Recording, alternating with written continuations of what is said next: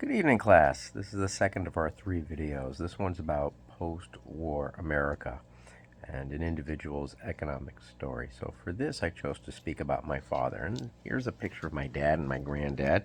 So my father is 16 years old in this video, which means it's just after World War II. And so my father, who grew up in Brooklyn, wound up in the Army during the Korean War, was already certified as a physician but had no specialty training, and came back from the war and pursued a specialty training in pediatrics at the University of Chicago, and then came back to the New York area and opened a medical practice. And he was with that medical practice from 1962 until he retired in 2008. And so I'm not going to speak about him as my dad per se or as a physician, but as a small business owner. When I spoke to my father about this from a business perspective, my grandfather had been a small business owner, and my father didn't ask my grandfather for any advice, nor did my grandfather volunteer any advice, so my dad just kind of had to figure it out on his own.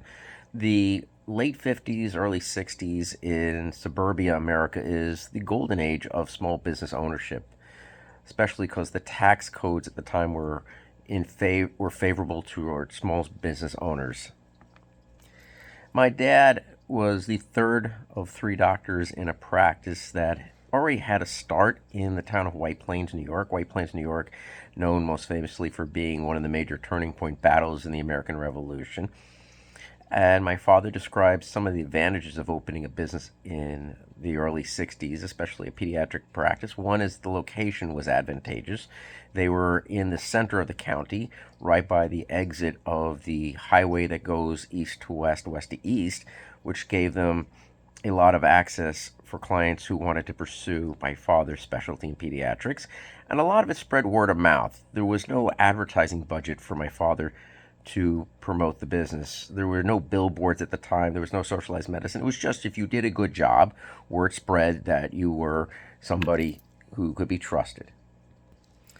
By default, my dad became the partner in the practice who had to watch the office. And that meant that he had to keep an eye on the office staff. There were 10 women who worked in the practice. There were nurses, there was a bookkeeper, there was an office manager, and it was his job to oversee them.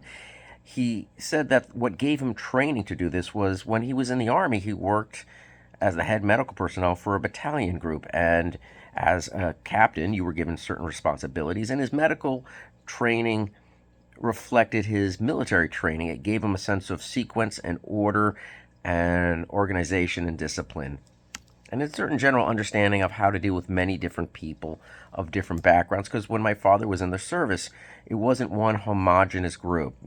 Since the Civil War, there has been a practice of throwing units together from guys from across the country, because if a group was destroyed, you didn't want to destroy the entire town. So my father's experience working with people from diverse backgrounds started with Army training. Now, we know from the readings we did, every decade and every generation had its own economic cross to bear, and my father's was no different. The good economic climate of the 60s gave way to the economics of the 70s, the stagflation, interest rates as high as 19%.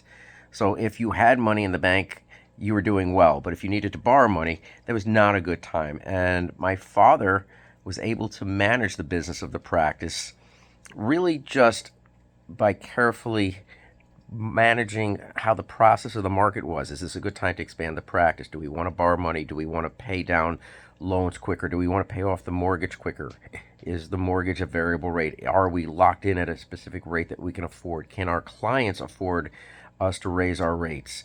I know that my father at times would just waive the fees for families that could not pay because he did not want to deny anybody medical care. In fact, one of the patients wound up working with me as a teacher and told me a story about my father, that he had made a house call and a patient had gone into an asthmatic shock and needed medical attention immediately. And when the ambulance arrived, they wanted to be paid to transport the child to the hospital.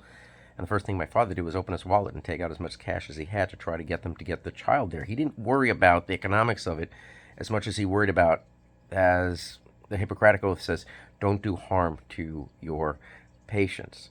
And that by its virtue spread word that this is a good and just man whose concern was first and foremost for people. And if you do right by people, people do right by you in business. There were a couple of challenges my father encountered that he had not anticipated. One of them is one of his partners stole from him. This came to light during an IRS audit, and the partner admitted to him, saying, "Listen, we're about to be audited. I need to tell you what I did because they're going to discover it." And my father had to make a tough decision. Could I trust this guy? Do I need to fire this guy? And in the end, he felt that although he could never truly trust this person ever again, he didn't want to ruin a man's life for a minor infraction such as stealing penny ante stuff from the practice. One of the other major things my father had to deal with from an economic point of view was record keeping. Record keeping in medical practices until the 1980s was really a matter of just filling out forms, filing the forms, and holding on to records. My father decided by the mid-80s it was time to modernize the record keeping of the firm. And what that meant was, in the early 80s, is you went to the IBM store, you bought the record keeping software, you bought the computer itself, and you bought the books. And my father simply sat down, read the books, learned how to do the software programming, and then taught it to his bookkeeper. And I asked him, "You have no training in this. How did you do this?" He goes, "It was very simple." It was literally simple. Back in the day, you read the manual, it was step-by-step programming, and it was very basic. In fact, it was probably in basic for those of you who grew up in programming.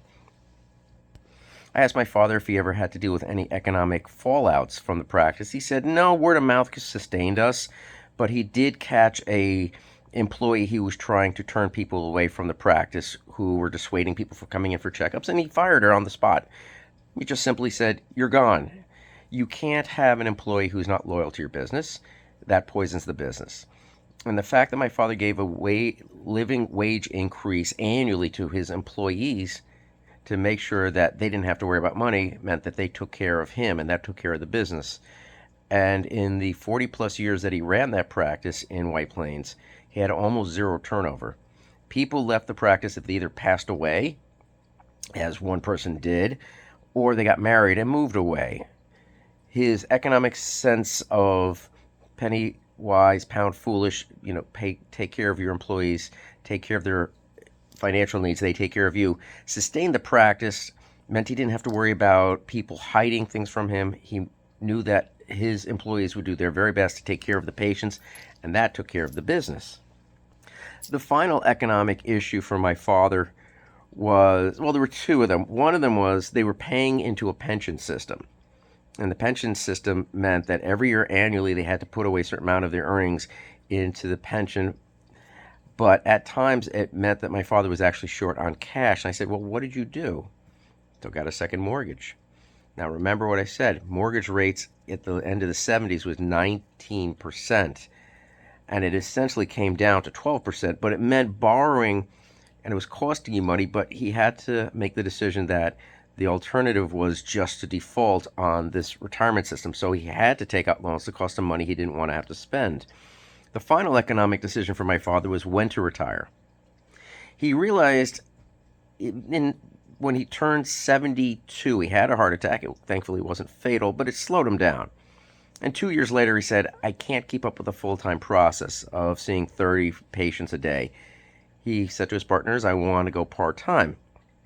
They hesitated, and his answer was, if you don't want me part-time, you have to buy me out.